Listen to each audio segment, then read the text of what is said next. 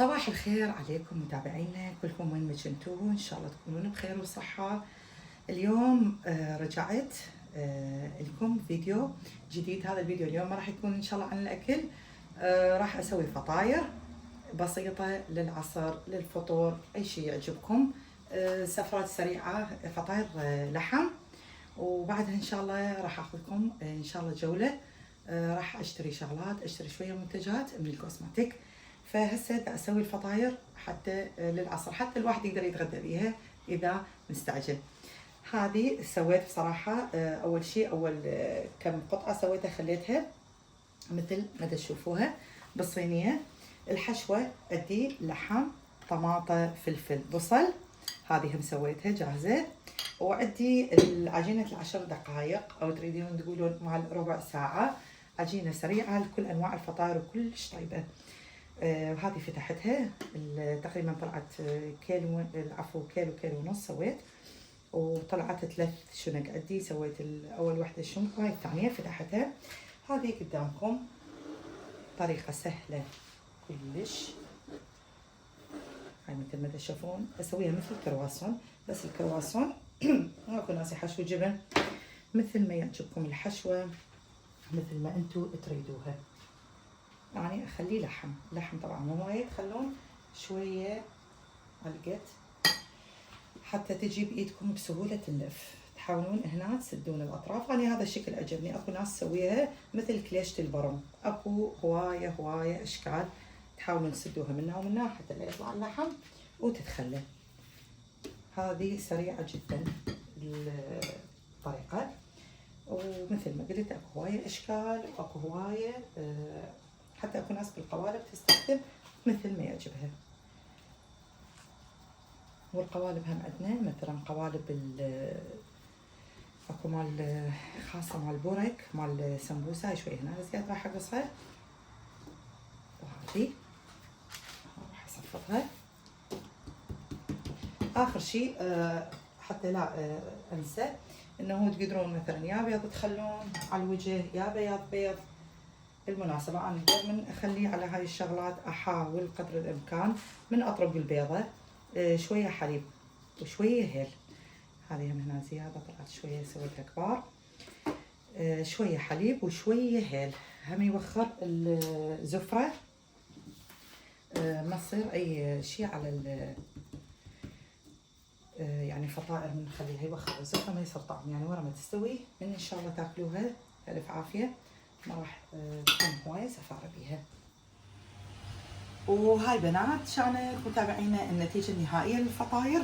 طبعا اكو هم بعد خليتهم معون ثالث، ما شاء الله طلعت الكمية هواية. مع كان تقريبا كيلو، يعني صينيتين طلعت تقريبا، بس ما شاء الله يعني صارت بها بركة. ومثل ما تشوفون ترهم للعصر مثل ما قلت، وترهم للظهر وللريوق، حتى الغدويات السريعة. ولو احنا من غداي الشغلات لازم لها شوية غدا دسم، بس ترهم للغدويات، للشغلات السريعة للأطفال، للمدارس، أي شيء يعجبكم، للضيوف. شغلة جدا سريعة نفس الوقت صحية. وهاي سويتها، وشلون نقول إن شاء الله نكمل باقي الفيديو. هاي بنات أريد أشوفكم. هذه أول جزء من الأغراض اللي أنا اشتريتها ورا هسه ما رجعنا للبيت. طبعا هذه الفقرة راح أسويها لمحبين لعشاق البكياج، بما أنه إحنا بنات يعني أكثرنا نحب أنه بالأسواق نتفرج أو نشتري أو نشوف نتعلم من مثلا من بعضنا شنو الشغلات الحلوة والمفيدة. فحبيت هاي الفقرة أشوفكم. هذا جزء من الأغراض راح أعرضها أشوف. يعني بنات حبيت انه اسوي هول للاشياء اللي نازله ترند، يعني الاشياء اللي نقول نازله حديثا، اللي دا تنزل هسه، الاشياء نازله بالمحلات، الشغلات مثلا الكوزماتيك، الشغلات الاخيره اكو هوايه هسه. حتى ماركات دا تنزل اشياء مقارنه يعني بالماركات الغاليه، او نقول الماركات العالميه، بس اسعارها كلش حلوه ورخيصه. فاكو اشياء بصراحة ايش قد ما الواحد يروح مثلا، او ايش قد ما يستخدم، او ايش قد ما يسأل يتعرف على شغلات هواية جديدة وحلوة. مثلا نكون واقعين بالكلام، نقول مثلا مرات هذا كلش غالي ما اقدر اشتري، بس اكو شغلات نفسها يعني مقارنة لها وأسعارها رخيصة، يعني نفسها خلينا نقول بس ماركات ثانية أو تكون أرخص، هي نفس المواد اللي بيها. يعني مثلا على سبيل المثال راح اعطي مثال بسيط، مثلا اكو ماركت من ديور، هذه الماسكارا مثل ما تشوفوها، هذه اني صراحه صار زمان يمي مستخدمتها، بس هذه مو من ديور، هذه من مانهاتن يعني ديوب، اقدر القى بسهوله مشابهه الها واسعارها احسن بهواي مخفضه.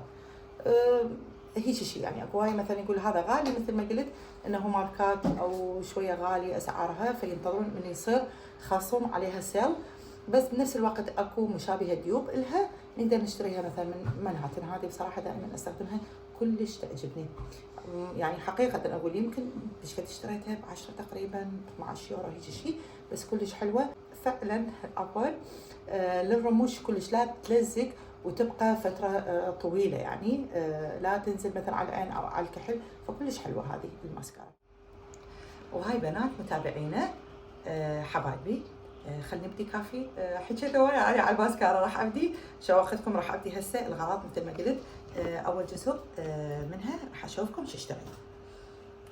هذه ابدي الشبام او السفنجات مال المكياج، هذه كلش احبها وتطول يمكم، يعني مو مثلا اكو استخدام واحد ومثلا اذبها، لا كلش حلوه وكلش مرتبه وعددها هم هوايه نقدر نستخدمها. هاي مثل ما توضحها ميك اب شبام اكن، هذه اول حاجه.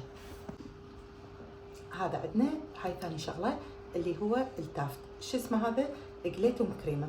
هذا شنو يعني يعني طريقة استخدمه او البنات هم يستخدموه، يا ورا السبح والشعر مبلل مرطب نخليه، او يا ورا ما نسويه جليس، يعني ورا ما نسرحه بالمسرح يتخلى وراه يعني مو قبله. فيا عندنا مثلا ورا السباحه وهو مبلل نخليه على الشعر، تلزمون شعركم جهتين وتحاولون شويه بايدكم وتنزلوا كله على الشعر، يا ورا ما تسووا جليس يعني اللي مسرح الشعر، وبعدين تخلون شويه كلش حلو الشعر وينزله يسرحه، يعني اذا احكي هذا عن تجربه كلش حلو. هذا يعني هذا جارنير، هذا شنو؟ هذا غسول وجه بالفحم والكربون، هذا يسوي اكثر من شغله، ينظف الوجه ونفس الوقت اذا اكو حبوب او مسامات مغلقه يفتحها. هذه الاشياء انا كلها ما ماخذتها جديده، يعني مستخدمتها عن تجربه.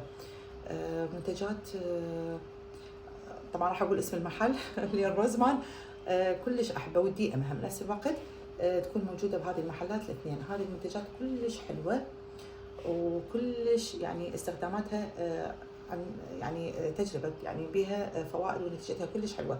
فهذا 3 استخدامات، هم غسول، هم يفتح المسامات، وهم اكو اذا حبوب بالوجه.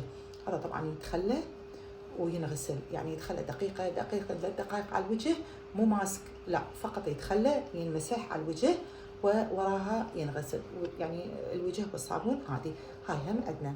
يؤدي الرموش اللاشز او الرموش، خلي نحكي عربي احلى، حكي اهلنا لغه اهلنا. هذه الرموش عندي بصراحه استخدمتها 3 من كل وحده من ماركه معينه، بس كلها استخداماتها حلوه، شنو بحتاجتها وقلت استخدم واحد، البقيه اذا يعجبهم بنات يعني يستخدمون من عندها.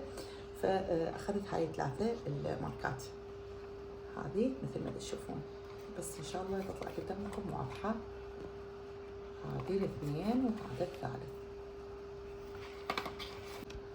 هذا بنات هذا يعني ماركة كاتريس، هذا مثبت مكياج، هذا اكثر استخداما للبشره الدهنيه. انا شوي بشرتي دهنيه، ورا ما تخلون المكياج حفله طلعه شمس اي شيء يثبت المكياج ب 16 ساعه.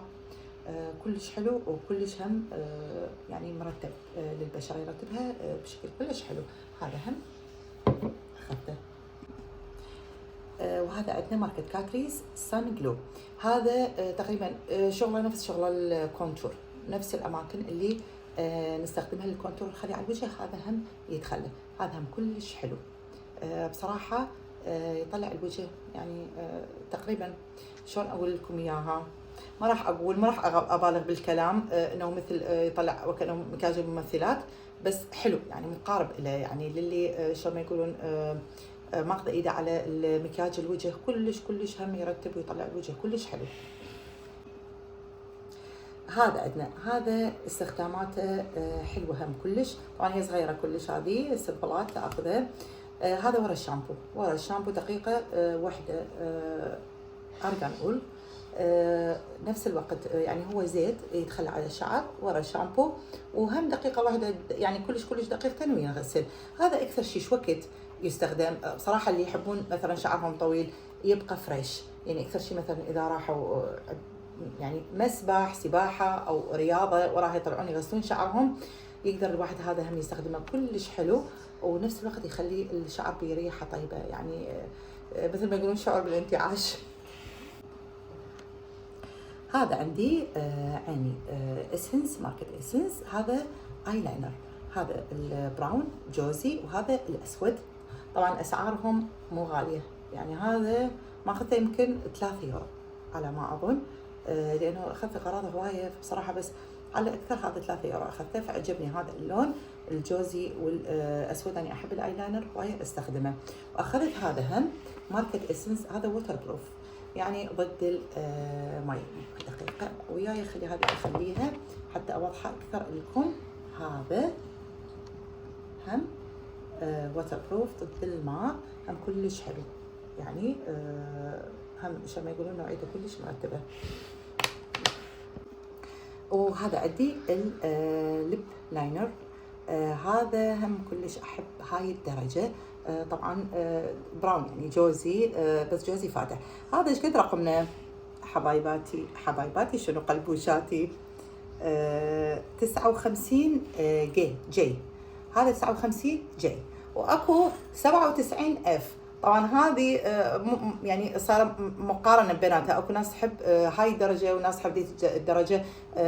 معظم الاحيان هاي مفقوده، بس زين يعني انا لقيت هذا الرقم واخذته. كلش احب هاي الدرجه، يعني اكثر خلينا نقول متفاوتات، بس درجه اللون الجوزي او لون البراون كلش حلوه هذه بتحديد الشفاه. هاي هم زين. طبعا هاي نسيتها كانت بنهايه التشيز باقيه. هذه بالمناسبه اني صريحه بالكلام، ما احب الاظافر اخليها. اكو ناس تخلي مثلا كل شهر كل شهرين تخلي تثبت باظافرها تسوي المانيكير. اني مو هالقد، يعني من اخلي المانيكير لازم بعد ما اشتغل ما اعرف اتوه. فهذه استخدمتها بصراحه، محتاجتها بالوقت الحالي، عندي مناسبه فقلت يعني استخدمها. هذه هم الماركه كلش حلوه وعجبتني. وهذه اول شو ما يقولون وجبتنا. هسه اشوفكم الوجبه الثانيه. هاي عندي هذا 1، هذا 2، وهذا 3 جلس. هذا دائما استخدمه، حتى بناتي يستخدموه. عندنا هذا الكونديشن او يعني المسرح اللي نخليه ورا الشامبو، المكيف العفو. هذا عندي الشامبو، وهذا عندي المكيف بعد الشامبو. وهذا عندنا اسمه الكور، كور هير ريبير. يعني هذا احنا كنا نستخدمه، نسميه حمام زيتي، اللي هو نقدر نستخدمه قبل الشامبو. نسويه مثل على الشعر، نقدر نسويه مثل الماسك وبعدين نغسل شعرنا. او يعجبكم اني مرات اخلي الشامبو وبعدين ارجع اخلي هذا الماسك شويه بقيفه دقيقتين 3 دقائق وارجع اغسل شعري. يعني تقدرون نفس الوقت هذا تستغنون عن المكيف. اما يعجبها فشامبو مكيف وحمام زيتي، 3 شغلات نفس الوقت هم نقدر نستخدمها حسب الشعر ونوعيه الشعر، وخاصه الشعر المصبوغ. أنا أصبغ شعري، فهذا كلش زين هم للشعر المصبوغ. وهاي عندي رابع شغله ورا ما شفت المكيف والحمام الزيتي والشامبو. عندي هذا ريكزونا الديوترن او استخدام تحت الابط. طبعا استخدمت هواي انواع، يعني صدق دا احكي ما دا ابالغ، هاي احسن نوعيه شفتها. هذه الريكزونا اللي تبقى اكثر من، يعني صدق ما دا ابالغ، تقريبا تبقى يومين عادي ماكو لا تعرق، والريحة كلش طيبة، وما نفس الوقت ما يعني ما بما انه مثلا الجو يكون حار، او الواحد مثلا دا يطبخ او هواية شغلات، او يتمشى او يسوي رياضة، فالملابس يعني بسرعة مثل ما نقول تتبلل او تتعرق. بس هذا اللي استخدم. وهاي عندي هذه الكبسولات، طبعا اشتريت 4 اللي هسه يمكن يعني تنتبهون، انا بصراحه احب هاي الشغلات الكوزماتيك، بس مثل ما قلت انه بالبدايه الواحد من يستخدمها تقدرون اكو هوايه شغلات مثل ما قلت تقارن ماركات ثانيه او ماركات غاليه، بس صدقوني نفس المفعول تكون. هذه عندي اللي اشوفكم اياها، هذه عندنا هاي النوعيتين، هذه على اساس يقولون ضد التجاعيد، بس انا هيك يعجبني استخدمها يعني بين الحين والاخر. يدرون كبسوله تستخدمون مثلا يعني هاي النوعيه او هاي النوعيه، هذه على اساس يقولون ضد التجاعيد.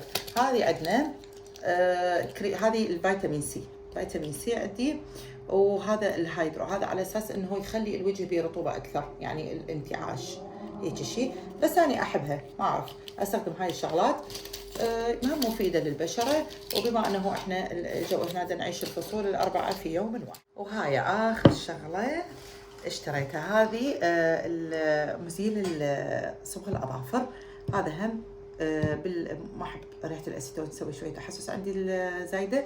هذه بريحه الارغان زيت الاورغان، هم ما بيدي ريحه الاسيتون القويه. هاي اخر شغله. وهاي كانت كل هذه اغراض اللي اشتريتها هالمره. طبعا هذه الواحد ما يقدر يشتريها يوميا تخلص وارجع اشتري مناسبه، او متابعيني بالمناسبه اللي عجبه سعر شغله من الشغلات اللي اخذتها خلي يكتب مثلا بالكومنت يريد يسال على سعرها او شيء، اكون ممنونه واجاوبه، ما عندي اي مشكله. واكو فقره حلوه بالروزمان، الكوبون يعني التخفيض، مثلا دائما يشترون منا، يعني مثلا هسه كانت 45 5 يورو تخفضت صارت علينا ب 40 يورو، اكو حاجات ينزلون عليها 10 او 20%، فتلمها كلها ويصير الخصم النهائي من المبيع. اي حاجه عجبتكم يعني متابعيني بنات، اي حاجه عجبتكم تسالون على سعرها كتبوا لي بالتعليقات، وانا الممنونه اجاوبكم عليها، وانا الممنونه. شكرا لكم.